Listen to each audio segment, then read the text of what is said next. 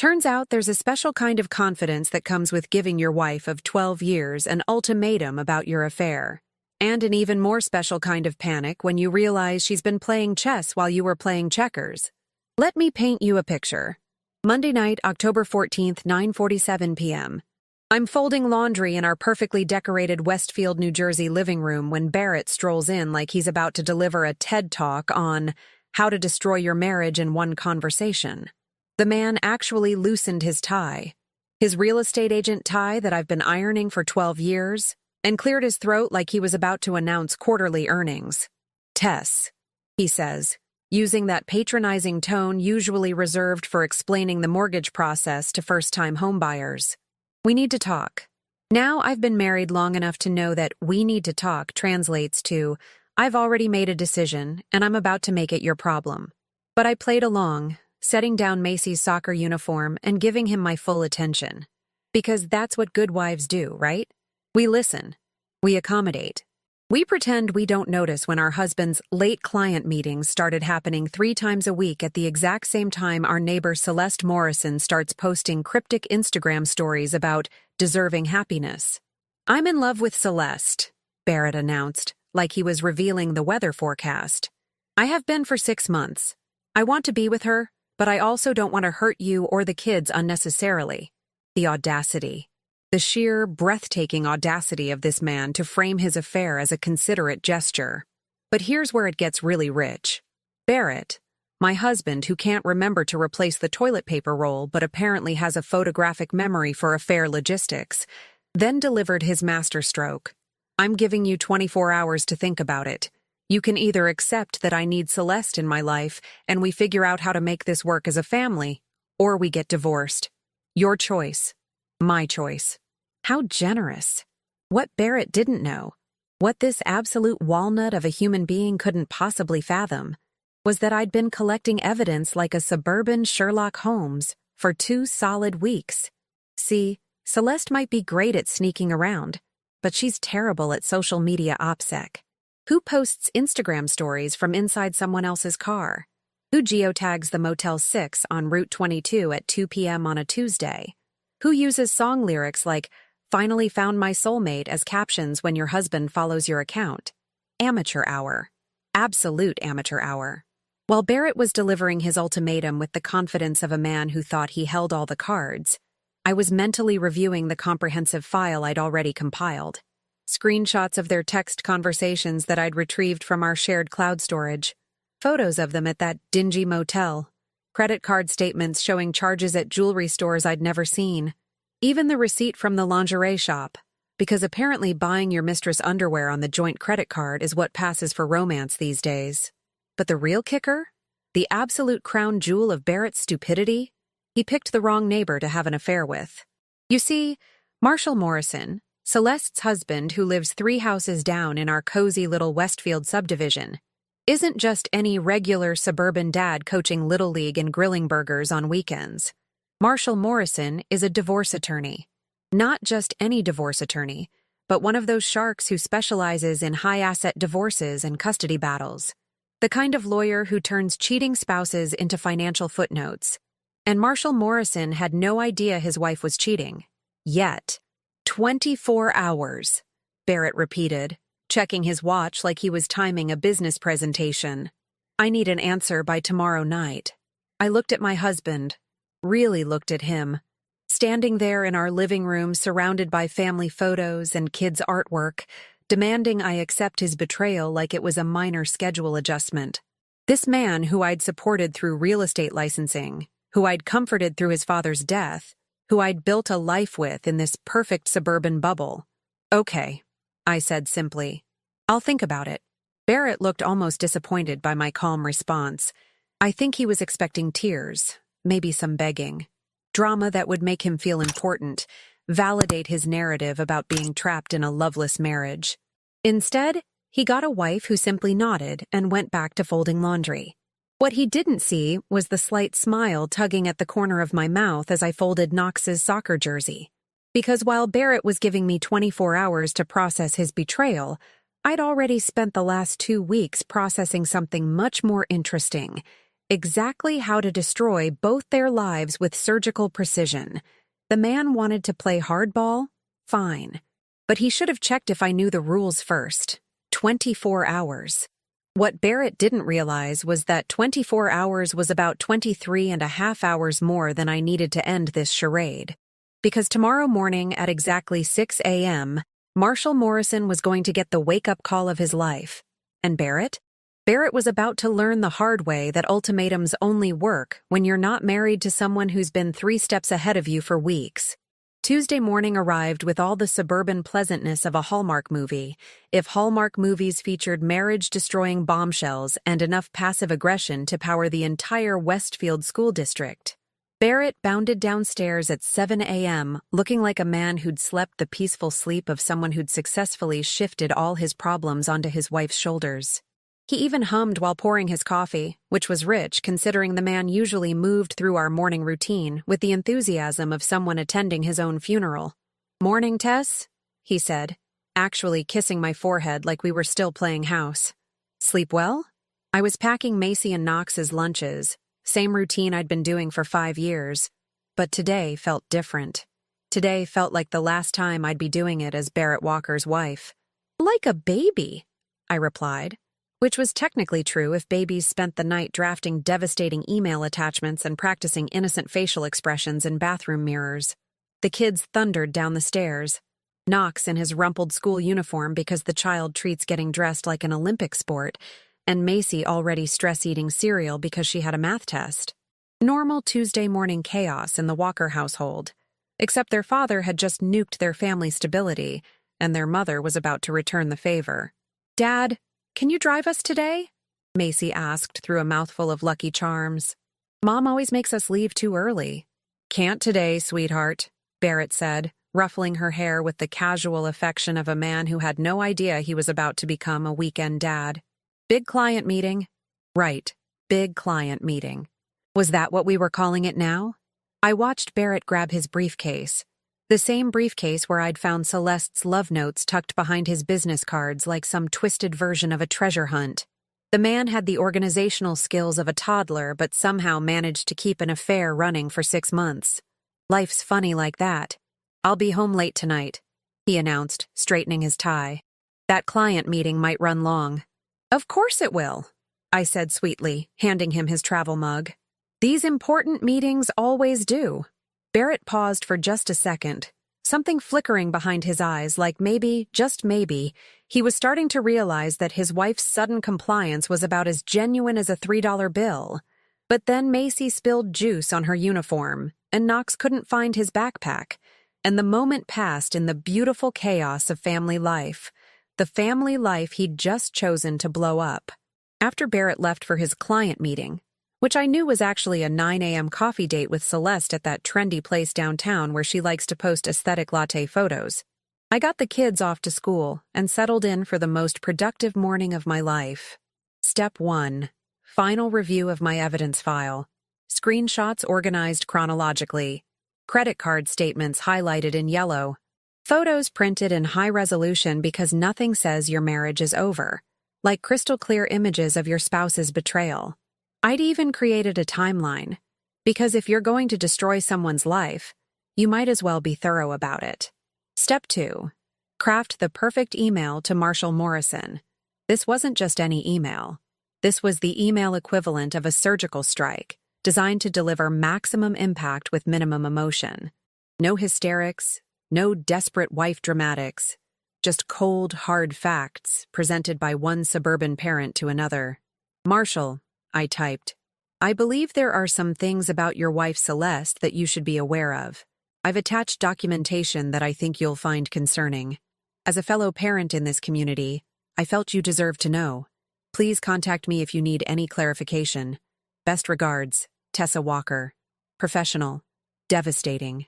Perfect." The attachments were the real masterpiece.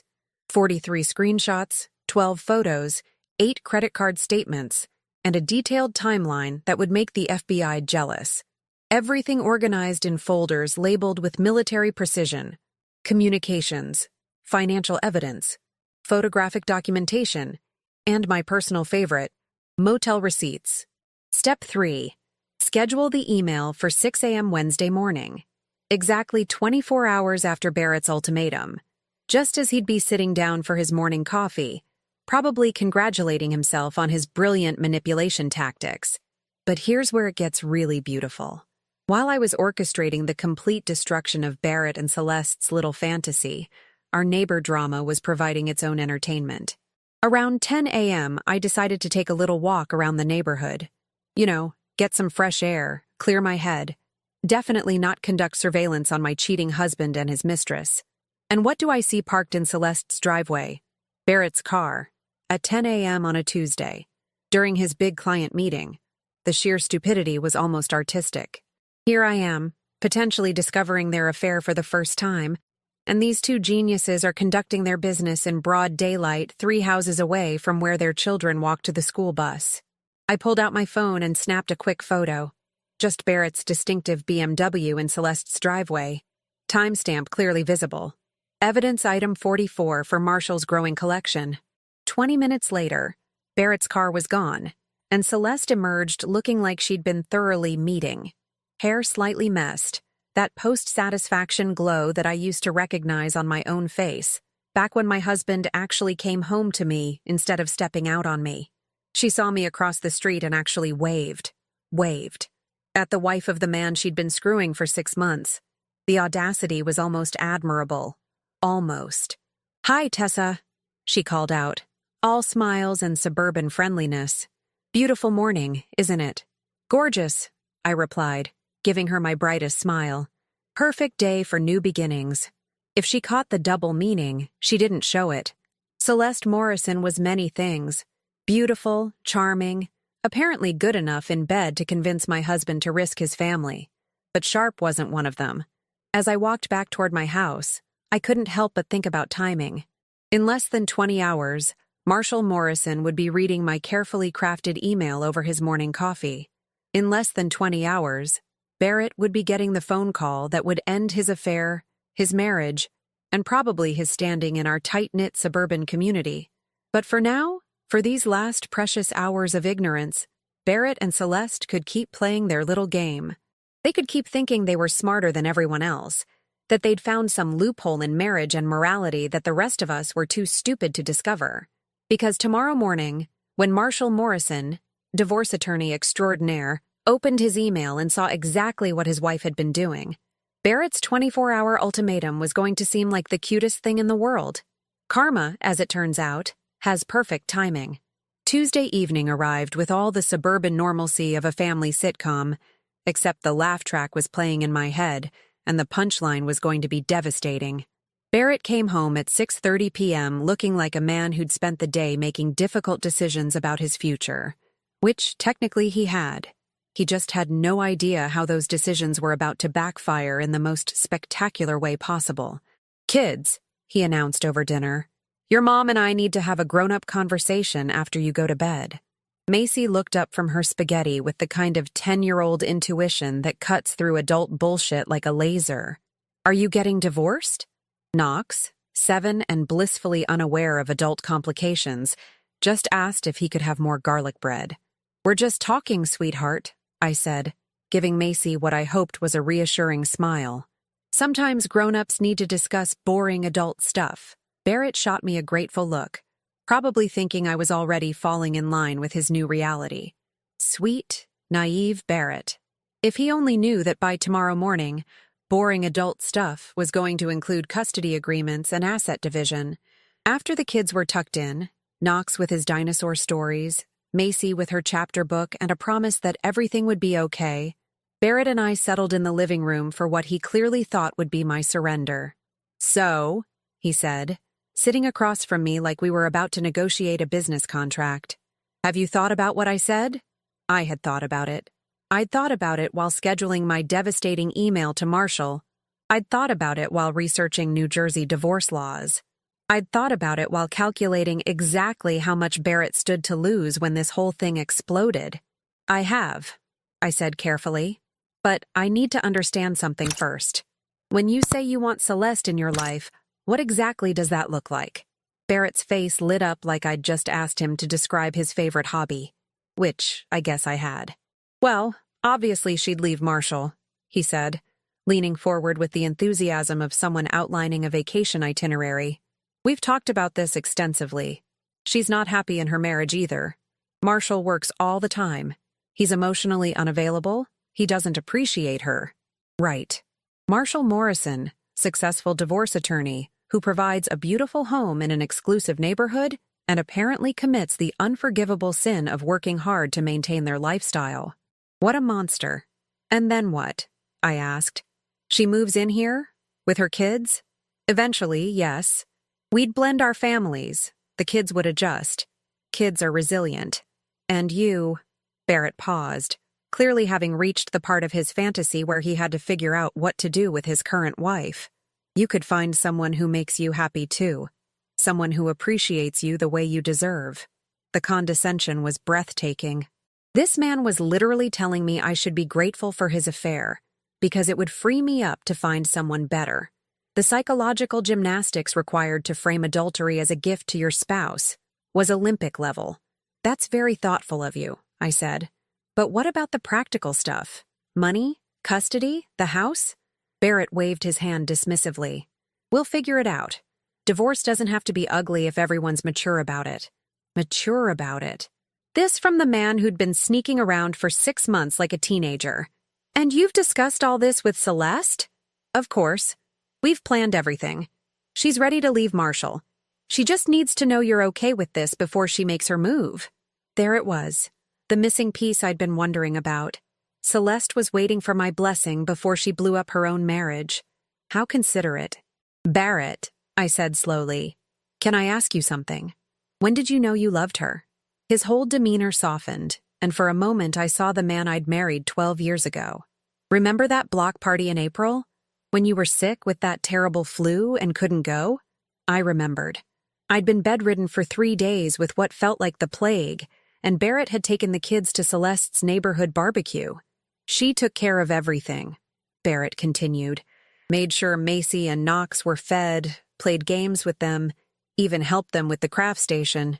And afterward, she brought soup over for you. Do you remember? I did remember. Celeste showing up at our door with homemade chicken soup and a soft smile, asking if there was anything else she could do to help. I'd been so grateful for the kindness. That's when I knew, Barrett said. She's everything I need, Tess. She's warm, caring, spontaneous. She makes me feel alive again. And there it was, the knife twisted just right. Barrett had fallen in love with Celeste while she was taking care of his sick wife and children. The woman had seduced my husband by being nice to my kids and bringing me soup. The betrayal was so complete, so thorough, that I almost had to admire the artistry of it. I see, I said. And you really think Marshall will just let her go? Barrett's confidence faltered slightly. Marshall's focused on his career. Honestly, I think he'll be relieved. Celeste says he barely notices when she's there anyway. Oh, Barrett. Sweet, delusional Barrett. You have no idea what you're dealing with. Marshall Morrison wasn't just some workaholic husband who'd shrug off his wife's affair. Marshall Morrison was a divorce attorney who'd built his career on destroying cheating spouses in court. The man specialized in making affairs as expensive as possible. And in less than 12 hours, he was going to discover that his wife had been cheating with the neighbor who lived 3 houses down. Okay, I said finally.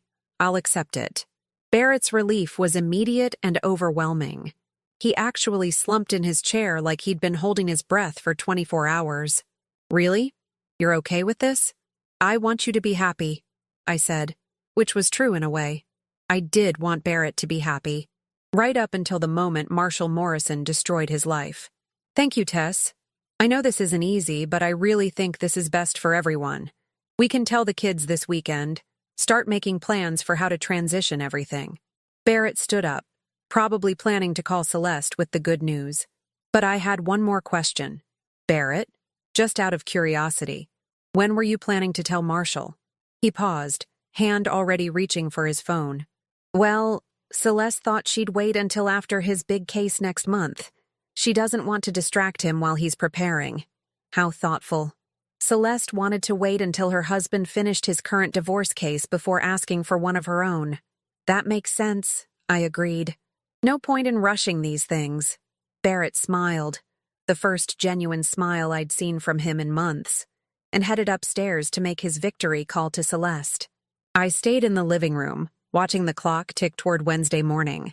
In 6 hours and 17 minutes, my carefully scheduled email would arrive in Marshall Morrison's inbox. In 6 hours and 17 minutes, Barrett's affair would go from secret romance to legal warfare. But for now, I let Barrett have his moment of triumph. Let him call Celeste and celebrate their successful manipulation of the situation. Let them think they'd won. Because tomorrow morning, when Marshall Morrison opened his email and saw 44 pieces of evidence documenting his wife's affair, Barrett was going to learn something important about ultimatums. They only work when you're the one holding the cards. Wednesday morning, 6 a.m. sharp. I was in the kitchen making coffee when my phone buzzed with an email confirmation. Message delivered to Marshall Morrison. Game on. Barrett was still upstairs, probably dreaming about his new life with Celeste, when I heard the first signs that my carefully orchestrated plan was working perfectly. A car door slammed 3 houses down. Aggressive, angry, then another, then the unmistakable sound of raised voices. By 6:15 a.m., I was positioned at our front window with my coffee mug, watching better entertainment than anything Netflix could offer. Marshall Morrison's black BMW was parked in his driveway, and through their front windows, I could see silhouettes moving in what was clearly a very animated discussion. Even from 3 houses away, the body language was unmistakable. Marriage ending in real time. My phone rang at 6:23 a.m. "Mrs. Walker?" The voice was crisp, professional, with an undertone of barely controlled fury. "This is Marshall Morrison. I believe we need to talk." "Of course, Mr. Morrison. I'm so sorry you had to find out this way. Are you available to meet this morning? I have some questions about the documentation you provided." Documentation. He was already thinking like a lawyer, which was exactly what I'd been counting on. "Absolutely. Would you prefer to meet somewhere private?" "My office, 8 a.m. I'll send you the address." The line went dead. Marshall Morrison wasn't wasting time on pleasantries, which I respected. The man had just discovered his wife's 6-month affair through 44 pieces of meticulously organized evidence. Small talk was probably not his priority. At 6:45 a.m., Barrett finally stumbled downstairs, still in his pajamas and looking like a man ready to start his new life. "Morning, beautiful," he said, actually trying to kiss my cheek. "Sleep well?" "Like a baby." I handed him his coffee. "You seem cheerful this morning." "I called Celeste last night after we talked. She's so relieved, Tess. She was so worried about how you'd react, but she's thrilled that we can finally be open about everything." Open about everything. That was one way to put it. "That's wonderful," I said. "When do you think she'll tell Marshall?" Barrett paused mid-sip. "Actually, we were thinking maybe this weekend. Give everyone time to process." This weekend. Perfect. They had no idea that Marshall had already processed everything and was currently preparing for legal warfare. "That sounds reasonable," I agreed. "No point in rushing." Barrett headed upstairs to shower, humming that same cheerful tune from yesterday. Meanwhile, I could see Marshall's BMW backing out of his driveway with the kind of aggressive precision that suggested someone was about to have a very bad day. At 7:30 a.m., I was getting ready to leave for my meeting with Marshall when Barrett came downstairs dressed for work. "Big day today," he announced. "I'm showing the Henderson property to some investors, then meeting Celeste for lunch to start planning how we tell the kids." Planning how to tell the kids about the affair that was about to become the most expensive mistake of his life. "Sounds busy," I said, grabbing my purse. "I have some errands to run this morning." Errands. Like meeting with a divorce attorney who was about to become my husband's worst nightmare. Marshall Morrison's office was everything I'd expected. Mahogany furniture, leather-bound law books, and the kind of intimidating atmosphere that suggested billable hours started at $500. The man himself was equally impressive. 6'2", silver hair, and the cold blue eyes of someone who'd spent 20 years destroying marriages for a living. "Mrs. Walker," he said, shaking my hand with a grip that could crack walnuts. "Thank you for coming, and thank you for the information. I'm sorry you had to find out this way." "I'm not." His smile was sharp enough to cut glass. I prefer knowing exactly what I'm dealing with. Now, I have some questions about your husband and my wife.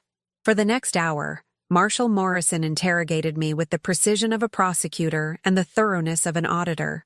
Every detail of Barrett and Celeste's affair, every piece of evidence I'd collected, every timeline discrepancy that could be exploited in court. Your documentation is impressive, he said finally. Most people don't think to collect this level of evidence. I wanted to be thorough. It shows. Based on what you've provided, I can build a case that will make your husband and my wife very, very sorry they decided to betray their families. Marshall leaned back in his chair, and for the first time that morning, he looked almost pleased. Mrs. Walker, are you familiar with New Jersey divorce law? Not particularly. Allow me to educate you. New Jersey recognizes adultery as grounds for divorce, which means your husband's affair can significantly impact asset division, alimony, and custody arrangements. Furthermore, my wife's affair means she's about to lose everything.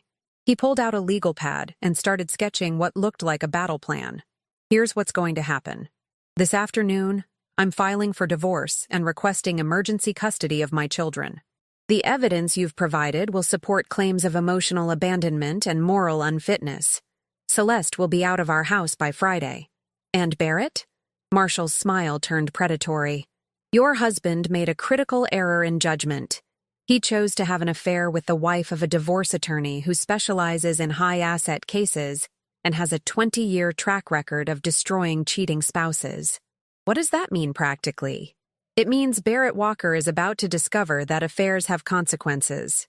Expensive consequences. Marshall walked me through the legal strategy like a general outlining a military campaign.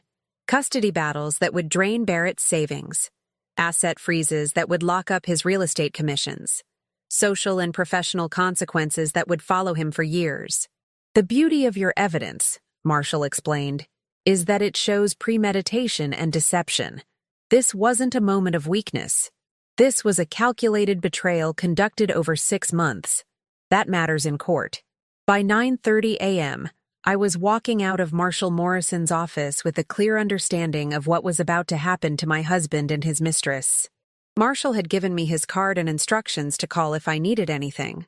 Legal advice, emotional support, or just updates on how thoroughly he was planning to destroy Barrett and Celeste in court. I drove home through our peaceful suburban neighborhood, past the manicured lawns and perfect houses, knowing that by evening, Barrett and Celeste's little fantasy would be a legal nightmare. At 11:47 a.m., my phone rang. Tess? Barrett's voice was tight, confused. I just got the strangest call from Marshall Morrison. He wants to meet with me this afternoon about some kind of business matter. Do you know anything about this? Business matter. Oh, Barrett. No idea, I said. Maybe it's about the Henderson property? Didn't you say Marshall might be interested in investing? Maybe. It's just... He sounded really intense, and he specifically asked me to come alone. I'm sure it's nothing to worry about, I said, which was technically true. Barrett didn't need to worry about anything. He needed to panic about everything. Yeah, you're probably right. Listen, I might be late tonight. After I meet with Marshall, Celeste and I want to start looking at apartments. Apartments. They were going to start looking at apartments. While Marshall Morrison was preparing legal documents that would make sure Celeste couldn't afford a cardboard box under a bridge. That sounds exciting, I said. New beginnings and all. Exactly. New beginnings! The irony was so thick you could cut it with a knife. At 3 p.m., I was folding laundry when I heard a car pull into our driveway with unusual force. Through the window, I watched Barrett get out of his BMW looking like a man who'd just been hit by a freight train. His phone was ringing as he walked toward the house. Even from inside, I could hear him answer. Celeste? No, I just left Marshall's office. What do you mean served with papers? What papers? Barrett fumbled with his keys, still talking frantically into his phone. What do you mean kicked out? He can't just... Celeste, slow down. What did the lawyer say? I positioned myself in the kitchen, pretending to organize mail while Barrett burst through the front door looking like his world had just imploded. Tess! He called out. desperation bleeding through his voice. "Tess!" I walked into the living room with the casual pace of someone who had absolutely no idea that her husband's affair had just been weaponized by one of New Jersey's most ruthless divorce attorneys. "Barrett? What's wrong? You look terrible." "Marshall Morrison," Barrett said, sinking onto our couch like his legs had given out. "He knows. He knows everything." "Knows what?" "About me and Celeste. He has pictures, Tess. He has our text messages. He knows about the motel, the dinners, everything." I sat down across from my husband, arranging my face into an expression of appropriate shock. "How is that possible?" "I don't know. He said someone sent him evidence, but he won't say who." "Tess, he's destroyed us. Celeste has been served with divorce papers and kicked out of their house. He's asking for full custody, and he's threatening to sue me for alienation of affection." Alienation of affection. I had to admit, Marshall Morrison was thorough. "Barrett, I'm so sorry. That's terrible." Barrett looked up at me with eyes full of desperation and confusion. The worst part is, he seemed to enjoy it, like he'd been planning this for weeks. He had everything organized, every detail documented. It was like walking into an ambush. Because it was an ambush, Barrett. An ambush 6 months in the making. "What does this mean for you? For us?" Barrett rubbed his face with both hands. "I don't know. Marshall made it clear that he's going to make this as expensive and public as possible. He's threatening to contact my real estate broker, tell our neighbors, even file complaints with professional organizations." The beautiful thing about Marshall Morrison's strategy was its completeness. He wasn't just ending Barrett's affair, he was ending Barrett's reputation, his career prospects, and his financial stability. "Barrett," I said gently, "maybe this is a sign. Maybe this is the universe telling you that some things aren't meant to be." My husband looked at me with the expression of a man who'd just realized he'd been playing checkers while everyone else was playing chess. "Tess, I think I made a terrible mistake." And there it was. The moment I'd been waiting for since Monday night when Barrett had the audacity to give me an ultimatum about accepting his affair. "What kind of mistake?" I asked. "All of it. The affair, the ultimatum, thinking I could just rearrange everyone's lives to make myself happy." Barrett stood up and started pacing, running his hands through his hair like a man having a nervous breakdown. "Marshall Morrison isn't just some suburban dad, Tess. He's a weapon. And somehow he got hold of evidence that could destroy my career, my reputation, everything. Maybe there's a way to fix this," I suggested. "Maybe if you and Celeste ended things, if you both apologized." Barrett laughed, a bitter, broken sound. "It's too late for that. Marshall made it clear that this is war now. He's going to destroy both of us as publicly and expensively as possible."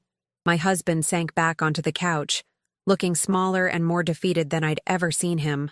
"Tess, I know I have no right to ask this after everything I've put you through, but do you think there's any chance we could work through this? Maybe try counseling?" And there it was, the complete reversal. 24 hours ago, Barrett Walker was giving ultimatums about accepting his affair. Now Barrett Walker was begging for marriage counseling. I looked at my husband, really looked at him, sitting there in our living room surrounded by the family life he'd been so ready to discard for a woman who was currently homeless and facing financial ruin. "Barrett," I said carefully, "are you asking because you want to save our marriage, or because Marshall Morrison scared you?" The honesty in his pause told me everything I needed to know. "Both," he admitted. "I'm terrified, Tess. Marshall Morrison is going to destroy me, and I finally realize what I was about to throw away."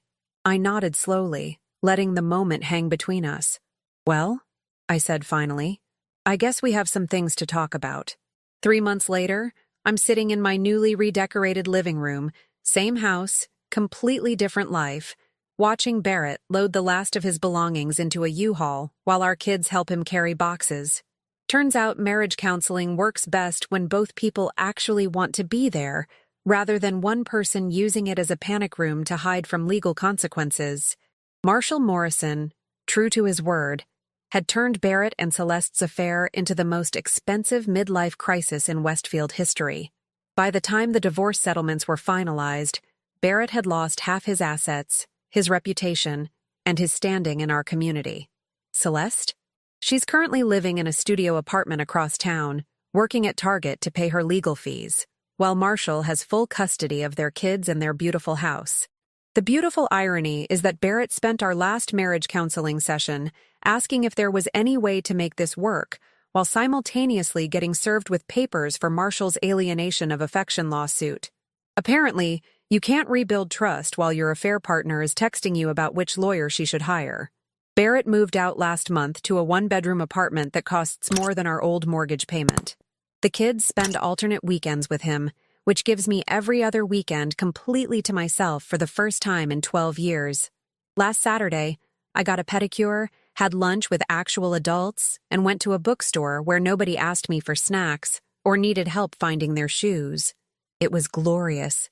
Macy and Knox have adjusted better than expected, probably because Barrett's big life change resulted in him being more present during his limited time with them than he'd been in years.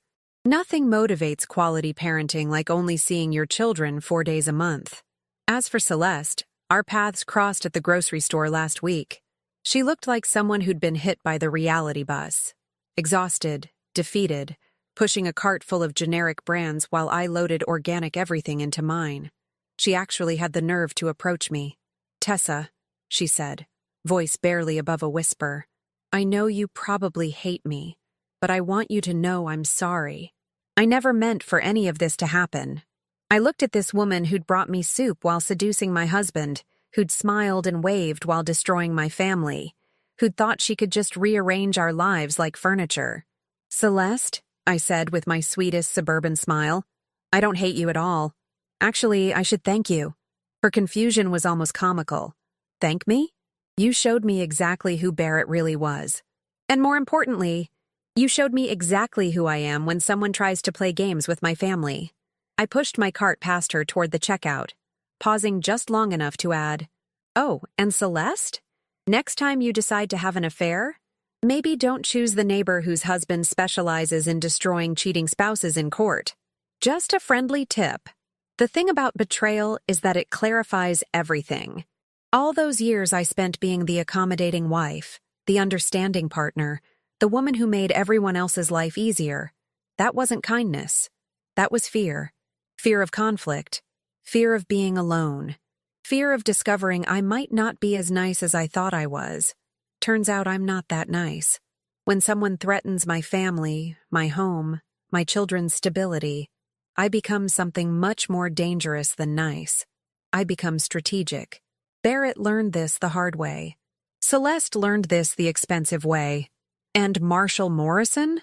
Well, Marshall Morrison earned himself a reputation as the lawyer who turned his own wife's affair into a masterclass in legal warfare. The kids are thriving. Macy's grades have improved since the household stress disappeared, and Knox has stopped having those mysterious stomach aches that coincidentally started right around the time Barrett began his late client meetings. Children know when something's wrong, even when adults think they're being subtle. Me? I'm learning things about myself I never knew, like how much I enjoy having control over my own space, my own schedule, my own life. How satisfying it is to make decisions without consulting someone who might secretly resent every choice I make. How liberating it feels to stop performing happiness for someone who stopped appreciating it months ago. I've started taking evening classes, marketing strategy at the community college. Turns out I have a real talent for understanding human psychology and predicting behavior patterns. Who knew? Barrett texts me occasionally, usually something pathetic about missing what we had or wondering if we gave up too easily. Last week, he asked if I thought we could try again once his legal troubles were resolved. I replied with a simple message. "Barrett, some bridges don't get rebuilt. They get replaced with something better." He hasn't texted since. The truth is, Barrett did me a favor with his ultimatum. He forced me to choose between being a victim and being a victor, between accepting disrespect and demanding better, between staying small and becoming dangerous. I chose dangerous. And it turns out, dangerous looks really good on me. As I watch Barrett drive away in his U-Haul toward his new life of weekend parenting and legal bills, I can't help but smile. Not because I'm cruel, but because I finally understand something fundamental about power. You don't get it by being nice. You get it by being prepared. 24 hours, Barrett had said. That's all he was giving me to accept his betrayal. Turns out, 24 hours was exactly enough time to end his. And that wraps up today's story. Now we want to hear from you. Where are you watching from? Drop your city or country in the comments, and let's see how far these stories reach. If this story moved you or gave you chills, give it a like, share, and subscribe for more powerful stories. One last thing, rate the story from 1 to 10 in the comments. Your feedback helps us bring you even better ones next time. Thanks for watching. We appreciate you being part of this storytelling journey.